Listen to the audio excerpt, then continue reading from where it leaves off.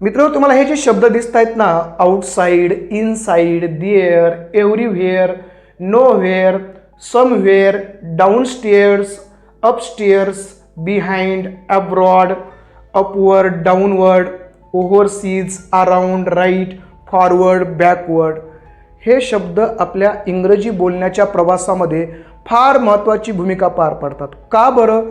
कारण ही शब्द काय आहेत, यांचे अर्थ नेमके काय आहेत आणि यांना वाक्यामध्ये कसं वापरायचं हे सगळं मी तुम्हाला आजच्या व्हिडिओमध्ये सांगणार आहे. म्हणून हा जो व्हिडिओ आहे ना, अतिशय महत्त्वाचा व्हिडिओ होणार आहे. तुम्हाला पूर्ण पाहावा लागणार आहे. जर तुम्ही हा पूर्ण व्हिडिओ पाहिला ना, तर नक्कीच तुमच्या इंग्रजी बोलण्यामध्ये तुम्हाला फार मोठा फरक दिसणार आहे. म्हणून वेळ नको दवडायचा. बघूया आपण की हे नेमके शब्द, यांचे मिनिंग काय आहेत आणि हे वापरायचे कसे. आता सुरुवातीला बघूया की हे सगळे जे शब्द दिसत आहेत ना, हे सगळे शब्द आहेत ॲडव्हर्ब ऑफ प्लेस. आता तुम्ही म्हणाल हे ॲडव्हर्ब ऑफ प्लेस काय असतात आणि हे कसे वापरायचे. तर मित्रांनो, ॲडव्हर्ब ऑफ प्लेस काय असतात हे सांगण्यासाठी तुम्हाला या ठिकाणी हे जे वाक्य दिसतंय ना, हे वाक्य पुरेसं आहे. या ठिकाणी हा सब्जेक्ट दिसतोय तुम्हाला, बरोबर आहे. आणि या सब्जेक्टची एक क्रिया आहे खेळण्याची. आकाश खेळतो. कुठे खेळतो आहे? तर आकाश खेळतो येथे. कोठे खेळत आहे? येथे खेळतो. म्हणजे आकाशची जी क्रिया आहे खेळण्याची, ती कोठे आहे? तर येथे. म्हणजे एखादा सब्जेक्ट, त्याची क्रिया जेथे आहे ते सांगणाऱ्या शब्दाला आपण काय म्हणतो? ॲडव्हर्ब ऑफ प्लेस म्हणतो. म्हणजे त्याची क्रिया सांगणाऱ्या शब्दाला आपण काय म्हणतो? Okay, adverb of place. म्हणजे आकाशच्या खेळण्याची जी क्रिया आहे, ती खेळण्याची जी जागा आहे, ती जागा सांगणारा शब्द म्हणजे ॲडव्हर्ब ऑफ प्लेस. ओके, तर मग असं वाक्य इंग्लिशमध्ये कसं करायचं? तर त्यासाठी तुम्हाला हे स्ट्रक्चर वापरावं लागेल. तुम्हाला माहीत आहे की एखादं वाक्य जर इंग्रजीमध्ये करायचं असेल ना, तर त्यासाठी त्या वाक्याच्या सुरुवातीला सब्जेक्ट येतो.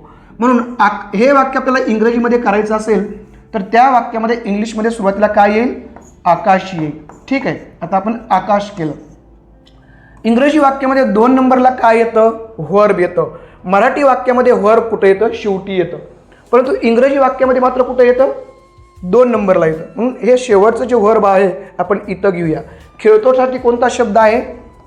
प्लेज. बरोबर आहे, you are rightly saying place. आणि येथेला कोणता शब्द आहे? हिअर. ओके, या स्ट्रक्चरनुसार subject, verb plus adverb of place, या स्ट्रक्चरनुसार आपण हे वाक्य तयार केलं. याच्यामध्ये हा जो ॲडव्हर्ब ऑफ प्लेस आहे हा आपण या ठिकाणी वापरलेला आहे. तर अशा पद्धतीने तुम्हाला एकच ॲडव्हर्ब ऑफ प्लेस मी तुम्हाला वापरून दाखवलं आहे. या पद्धतीने मी तुम्हाला एकच ॲडव्हर्ब ऑफ प्लेस वापरून दाखवलेलं आहे. तुम्हाला जर इंग्रजी बोलायचं असेल ना मित्रो, कमीत कमी तुमच्याकडे मगाशी मी सांगितलेले 30 ॲडव्हर्ब ऑफ प्लेस तुम्हाला माहीत पाहिजेत. तर तुम्ही चांगल्या पद्धतीने इंग्रजीमध्ये बोलू शकता. कुठेही तुम्हाला अडचण येणार नाही. आता आपण ते 30 जे ॲडव्हर्ब ऑफ प्लेस आहेत, क्रियाविशेषणे आहेत, ते आपण 1 बाय 1 पाहूया की ज्याचा वापर करून तुम्ही चांगल्या पद्धतीने बोलू शकता. ठीक आहे, तर बघा यातले पहिले 5 बघूया. 1 नंबरचा जो आहे एनीव्हेअर, हा कसा वापरतात? कुठं वापरायचा वाक्यामध्ये? हा पण वाक्यामध्ये शेवटीच वापरायचा. बरोबर आहे. एनीव्हेअरचा मिनिंग कुठे आहे? कुठेही. याचा अर्थ आहे कुठेही किंवा कोठेही म्हणतो आपण, आहे का नाही? तर मग सपोज आपल्याला म्हणायचं, याचा यूज कसा करायचा? You can sit anywhere. तू बसू शकतो. कुठे बसू शकतो? कोठेही. ओके, एनीव्हेअर, तू कोठेही बसू. एनीव्हेअर म्हणजे कोठेही. सपोज मी तुम्हाला म्हणेल यू कॅन प्ले एनीव्हेअर, तू कुठेही खेळू शकतो. ओके, यू कॅन गो एनीव्हेअर, तू कुठेही जाऊ शकतो. तर अशा प्रकारे तुम्ही एनीव्हेअर हा जो शब्द दिसतोय तो तुम्ही वाक्यामध्ये वापरू शकता. कुठे वापरायचा? शेवटी वापरायचा. सब्जेक्ट प्लस व्हर्ब प्लस हा ॲडव्हर्ब ऑफ प्लेस, शेवटी वापरायचा प्लस ॲडव्हर्ब ऑफ प्लेस. आलं लक्षामध्ये? दुसरा बघूया, समव्हेअर. दुसरा कोणता आहे? समव्हेअर. याचा मिनिंग काय? समव्हेअर म्हणजे कोठेतरी, कुठेतरी किंवा कोठेतरी. तर मग हा कसा वापरायचा? इकडे बघा, ही इज वेटिंग. तो वाट पाहत आहे. कुठे वाट पाहत आहे? Somewhere. We don't know where but somewhere. Okay, तर मग अशा पद्धतीने तुम्ही समव्हेअरचा पण यूज करू शकता. समव्हेअर म्हणजे कोठेतरी, नेमकं ठिकाण माहीत नाही बट कोणत्या तरी ठिकाणी, म्हणून समव्हेअर वापरतात. नोव्हेअर तिसरा जो शब्द आहे याला पण ॲडव्हर्ब ऑफ प्लेस म्हणतो. हा याचं काय मिनिंग आहे? नोव्हेअर म्हणजे कुठेही नाही.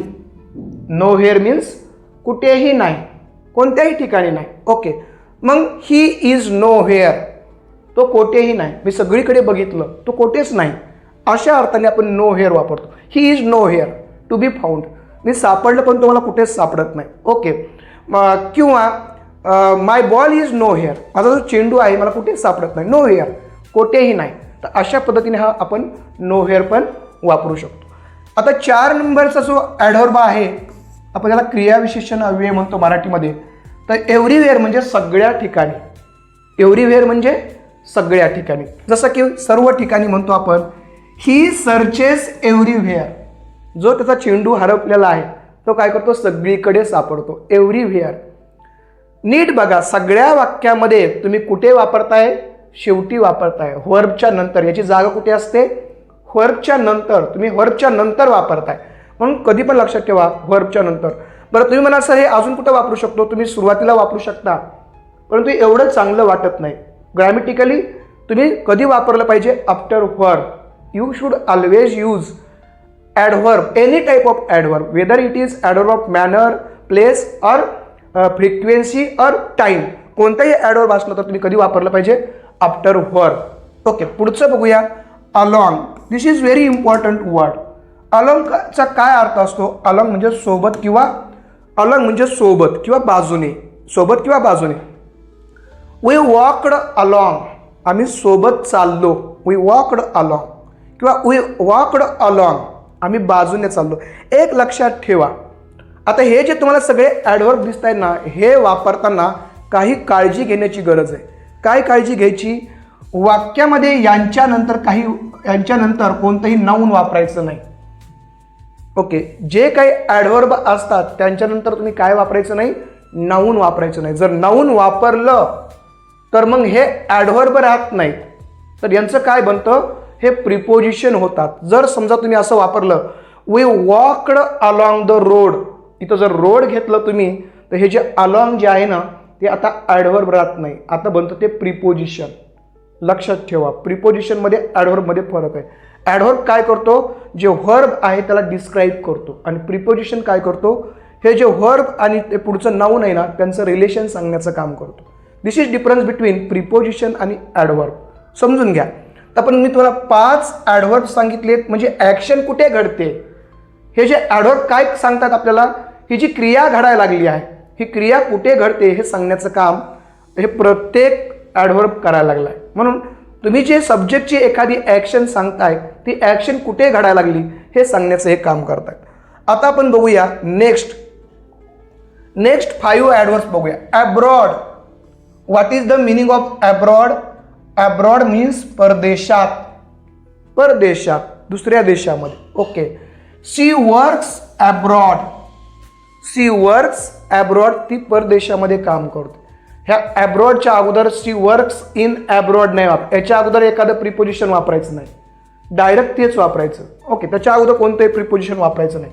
ओके, शी वर्क्स ॲब्रॉड म्हणजे ती परदेशामध्ये काम करते, ॲब्रॉड म्हणजे परदेशात. पुढचं आहे near by, very important adverb, जे की जागा सांगण्यासाठी, जी इथं पहा, ही जी ॲक्शन आहे, ॲक्शनची जागा सांगते. नियर बाय म्हणजे जवळपास. अ हॉस्पिटल इज नियर बाय, एक हॉस्पिटल जवळपास आहे. नियर बाय म्हणजे जवळपास. ओके, अवे, अवे मीन्स दूर, हे तुम्हाला माहीत आहे. Stay away from the fire. Okay, stay away from the fire म्हणजे फायरपासून दूर राहा. ओके, इथं here stay away, away is adverb. Back, back म्हणजे मागे, मागे किंवा परत. कम बॅक सून, लवकर परत ये. कम बॅक सून, लवकर परत ये. इथं बॅक काय आहे, ॲडव्हर्ब. होम, आता एक लक्षात घ्या, हे जे होम आहे ना, व्हेरी इंटरेस्टिंग ॲडव्हर्ब. इंग्लिशमध्ये असं एकमेव नाऊन आहे ज्याला तुम्ही नाऊन म्हणून पण वापरता आणि ज्याला तुम्ही ॲडव्हर्ब म्हणून पण वापरता. आणि मग नेहमी आपण एक चूक करतो. काय करतो, ही चूक तुम्हाला या ठिकाणी टाळायची. जेव्हा तुम्ही होम वापरताना कधी पण एक गोष्ट टाळायची. काय, होमचा अर्थ तुम्हाला माहिती आहे, घरी. दे वेंट होम, ते घरी गेले. परंतु आपण काय करतो, दे वेंट टू होम वापरतो. काय वापरतो, दे वेंट टू होम. मी तुम्हाला आताच सांगितलंय की कोणत्याही ॲडव्हर्बच्या अगोदर कोणतंही प्रिपोजिशन वापरायचं नाही, म्हणून तुम्ही तर टू वापरायचं नाही, एवढी काळजी आपण घ्यायची. ओके, लहान लहान गोष्टी आहेत आणि तुम्हाला फक्त 30 तर लक्षात ठेवायचे. 30 पैकी होमच्या बाबतीमध्ये तुम्हाला फार जास्त काळजी घ्यायची आहे, बाकी तुम्हाला कसलीही प्रिकॉशन घ्यायची गरज नाही. ओके, तर पुढचं बघूया आता. चला पुढचं बघूया. They went home. होमच्या बाबतीमध्ये याच्या अगोदर कसल्याही प्रकारचं प्रिपोजिशन वापरायचं नाही, एवढी काळजी घ्या. 10 झाले. आता आपण पुढचं बघूया. चला, फॉरवर्ड. फॉरवर्ड म्हणजे पुढे. फॉरवर्ड म्हणजे पुढे. याचं एक्झाम्पल बघूया. He moves forward. तो पुढे चालतो, पुढच्या दिशेने हालचाल करतो, पुढे. फॉरवर्ड. बॅकवर्ड म्हणजे मागे. Okay, he moves backward. तो मागे चालतो, मागच्या दिशेने जातो. ही स्टेप्ड बॅकवर्ड. स्टेप्ड म्हणजे पाऊल, असं आपण पाऊल ठेवतो ना, स्टेप्ड, तर पुढच्या दिशेने. ही स्टेप्ड फॉरवर्ड, त्याने पुढे पाऊल टाकला. ही स्टेप्ड बॅकवर्ड, त्याने मागे पाऊल टाकला. ओके, हे जे बॅकवर्ड आणि फॉरवर्ड आहे ना, ऑपोजिट वर्ड्स आहेत, पण दोन्ही both are adverbs. Both are adverbs. Okay, near means जवळ. ओके, हे नियर जे आहे ना, नियर प्रिपोजिशन पण आहे आणि ॲडव्हर्ब पण आहे. प्रिपोजिशनमध्ये आणि ॲडव्हर्बमध्ये तुम्ही फरक कसं करणार मी परत सांगतो. प्रिपोजिशनच्या पुढे नाऊन येतं, पण ॲडव्हर्ब एकटाच बॉस असतो, एकटंच वापरायचं. ॲडव्हर्ब कधी पण वाक्यामध्ये एकटंच येतं, त्याच्यानंतर कधी पण नाऊन वापरायचं नाही. ही काळजी, प्रिकॉशन तुम्ही घेतलं पाहिजे. फार म्हणजे दूर. बघा, माय स्कूल इज फार. माझी शाळा दूर आहे. माय स्कूल इज फार. फार परत एकटं आलं कारण ते ॲडव्हर्ब आहे. नॉर्थवर्ड म्हणजे उत्तरेकडे, उत्तरेच्या दिशेने. They travelled northward. They travelled northward. ते उत्तरेकडे, त्यांनी उत्तरेच्या दिशेने प्रवास केला. Here northward is it looks like noun but it is actually an adverb. Okay, पुढे बघूया आपण. चला, हिअर मीन्स येथे किंवा येथे. आपण मगाशी पण हे बघितलं, बरोबर आहे. Sachin plays here. Sachin plays here म्हणजे सचिन येथे खेळतो. हिअरचा मिनिंग आहे येथे. हिअर पण काय आहे, एक प्रकारचं ॲडव्हर्ब ऑफ प्लेस आहे, शेवटी वापरायचं. देअर म्हणजे पण तेथे किंवा तिथे. Sachin pledge there. सचिन तेथे खेळतो. हे तेथे, देअर म्हणजे तेथे, हे पण शेवटी वापरायचं. हे पण काय करतंय, जी क्रिया आहे खेळण्याची तिची जागा सांगतंय.